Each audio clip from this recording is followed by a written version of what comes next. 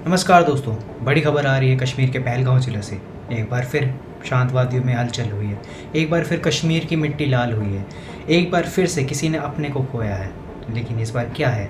मैं बात कर रहा हूँ पहलगांव अटैक की, पहलगांव टेरर अटैक की, जहाँ पे दिखाया जा रहा है कि द रेजिस्टेंस फ्रंट जो लश्कर-ए-तैयबा से लिंक्ड है, उसने 5 आतंकवादी भेजकर 28 से ज़्यादा लोगों की जान ली। स्वागत है आपका द इनसाइड आवर में। मैं हूं आपका अपना होस्ट प्रथम पुनेटा और आज हम बात करने जा रहे हैं पहलगांव 2025 टेरर अटैक की। पहला सवाल जो ये बनता है कि ये खाली निहत्थे टूरिस्ट को ही क्यों यहाँ पे निशाना बनाया गया? क्या इनके दम नहीं कि हमारी इंडियन आर्मी से लड़ सकें? निहत्थे टूरिस्ट जिनके पास तो हथियार, ना कोई आर्म्स एंड एम्यूनिशन, ना कोई असला बारूद, उनको टारगेट बना के इन्होंने 28 लोगों की जान ले ली, ये कहकर कि जिहाद है भाईजान जिहाद, जिहाद है भाईजान जिहाद।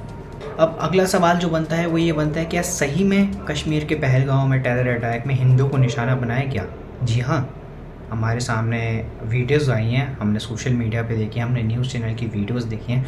उसमें जो असल की वीडियोस है, ये नहीं कह रहा जो स्टूडियो में बनाई गई हैं, वहाँ की जो ऑन ग्राउंड जो रिपोर्ट है, वहाँ की जो वीडियोस हैं, जो वहाँ पे जो विक्टिम्स हैं उन्होंने जो वीडियोस बनाई हैं, उसमें आप साफ देख सकते हैं। मेरे कहने के बाद एक वीडियो पेश करते हैं, आप उसमें जाके देखिए कैसे जो वहाँ के विक्टिम्स हैं वो बता रहे हैं कि उनको ना गैर मुसलमानों को यानी हिंदुओं को वहाँ पे निशाना बनाया गया। आप बोले ना मुझे पर थी, क्या बोलते भेलपुरी खाने से मेरा पति साइड में था, एक इंसान है उसने उसको गोली मार दी। यहाँ पे उसने बोला कि शायद मुस्लिम नहीं है, उसने उसको गोली मार दी। ये पहली बार नहीं है कि किसी गैर मुसलमान पे हिंदू या फिर सिख पर अटैक हुआ है।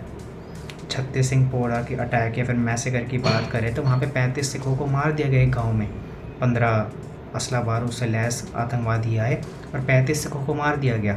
हमारे हिंदू भाई जो बिहार से कश्मीर में काम करने जाते हैं उनको मार दिया जाता है, किडनैप किया जाता है, टॉर्चर किया जाता है। हिंदू क्लर्क, हिंदू बैंकर या बैंक एम्प्लॉय, हिंदू टीचर, उनको मार दिया जाता है। अमरनाथ यात्रा में 1970 से लेकर 2017 तक कितने हमले हुए? बेस कैंप्स, बस या फिर कहें तो जो वहाँ पे पर्यटक जाते हैं, यहाँ पर पिलग्रिम्स जाते हैं, उनको निशाना बनाया गया। 2017 में अटैक हुआ अमरनाथ में, जिसमें 7 से ज़्यादा लोग मारे गए। फिर ये लोग कहते हैं कि किसी जो टेररिस्ट है वो किसी मज़हब का नहीं होता।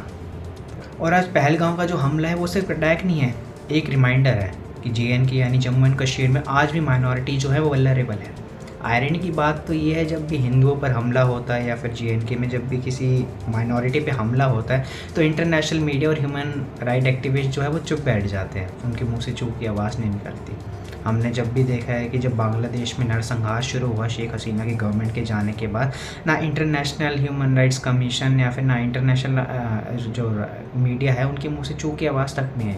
बॉलीवुड ने भी कुछ नहीं कहा। लेकिन सेम चीज़ जब गाज़ा पे मुसलमानों के साथ हुई या फिर हम कहें कि फ़लस्तीनियों के लोगों के साथ हुई, तो फिर हर बॉलीवुड के सेलिब्रिटी जो है या फिर हर बड़ा बड़ा सेलिब्रिटी जो है उसकी स्टोरी लगी थी, all eyes on Gaza. Military experts की माने तो ऑर्डर और पैसा सिर्फ पाकिस्तान से आता है, बाकी वेपन हैंडलिंग या फिर प्लान्स और एमुनिशंस जो होते हैं इनको कश्मीर में रह रहे आतंकवादी सपोर्ट कर देते हैं। बचा कुचा सपोर्ट जो होता है वो इनको लोकल से मिल जाता है। अरे अरसलान, बड़े दिनों बाद देखे यार, कहाँ गायब रहते हो? बस दोस्तों के साथ गया हुआ था। अच्छा, इस उम्र में घर पे कहाँ पैर टिकते हैं साहब, बस वादियों में घूमते रहते हैं। आपकी वादियों में फिसलन भी बहुत है गफूर मियाँ। कश्मीर में पैर फिसला तो बंदा सीधा पाकिस्तान में नजर आता है। बुरहान वानी के समय में हमने देखा टीवी पे नज़ारा अच्छी तरह दिख रहा था कि ये आतंकवादी के जब मरते हैं तो इनके जनाजे में ये लोकल्स अच्छी तरह पार्टिसिपेट करते हैं। हमें ये नहीं बोलना चाहिए कि कश्मीर सिर्फ पॉलिटिकल इशू नहीं है, एक ह्यूमैनिटेरियन इशू भी है। और जब तक कश्मीर में रह रहे हर माइनॉरिटी की सुरक्षा और सम्मान की बात नहीं होती तब तक शांति का सपना अधूरा रह जाएगा। मैं हूं प्रथम, आपका अपना होस्ट। मिलता हूं आपसे आपके अगले वीडियो में एक नए पर्सपेक्टिव के साथ। जय हिंद।